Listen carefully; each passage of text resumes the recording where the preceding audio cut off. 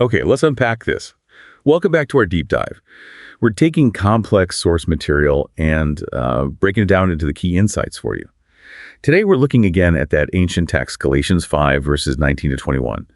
It's often called the works of the flesh, and this is kind of part 2.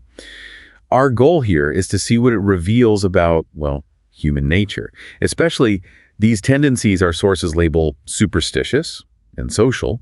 We want to see how these patterns might show up, maybe even without us realizing it. That's right. And it's crucial to remember the text says these works are evident. The word suggests they're, clearly visible, almost like a checklist for behavior. Our sources really stress that if these are active, it indicates an inner state not quite aligned with what you might call positive principles or being led by the Spirit, as the text puts it. That's a really strong framing. Okay, so let's jump into the first category, superstitious sins, starting with idolatry. It's a word we hear but maybe misunderstand. Absolutely, often misunderstood. What's really interesting is how our sources define it way beyond just, bowing to statues. People like Chris Hefner point out it's fundamentally an issue of the heart. Anything at all that replaces God or ultimate meaning in your life can become an idol. Career, money, status. Warren Wiersbe nails it, I think. He says we use people, love self, and worship things. It essentially becomes a form of self-worship where what I want is the ultimate authority. That really widens the lens, doesn't it? Puts it much closer to home. And sticking with this theme of maybe misdirected devotion, the text mentions sorcery. This sounds dramatic. It does, but the original Greek word is pharmakeia. Pharmakeia, like pharmacy. Exactly. That's where our word comes from. Historically, it involved using drugs, often linked to magic or trying to alter consciousness. John MacArthur talks about it as trying to interact with, what he calls a demonic realm, seeking power or insight through these means. It's actually quite amazing how early Christianity dealt with this. Acts 19 tells the story of new converts burning their magic books, expensive ones. The value was 50,000 pieces of silver. That's like over 20 years' wages for an average worker back then, maybe even more today. Wow.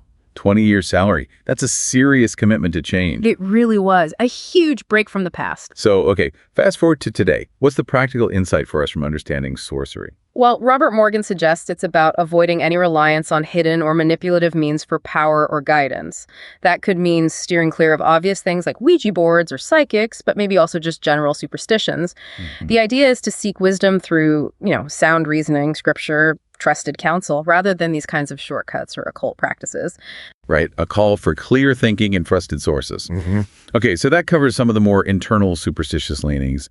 Let's shift gears now to how these things play out between people, the social sins, starting with enmity. Yeah, enmity.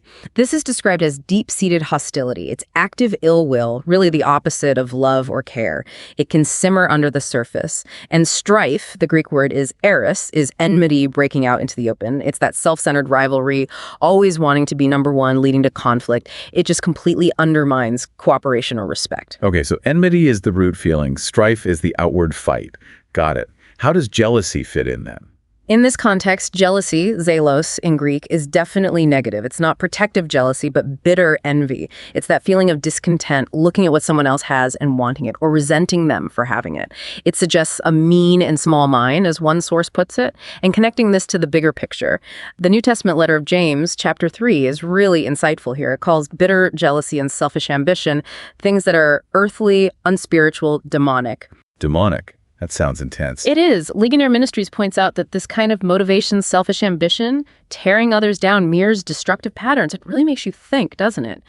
How these inner states, these motivations in our hearts can bubble up and cause real damage in our relationships and actions. It's pretty amazing how this ancient writing maps out these very, very human tendencies. Yeah. From the hidden desires right out to the visible conflicts. So for you listening, what does all this mean? It really feels like an invitation, doesn't it? To maybe hold up this ancient mirror to our own lives, to check our own hearts and actions against this standard. Exactly. And maybe a final thought to leave you with comes from Warren Wiersbe again. He warns about just treating symptoms. He says, too often we deal with symptoms and not causes. We keep confessing the same sins because we have not gotten to the root of the trouble and cleansed ourselves.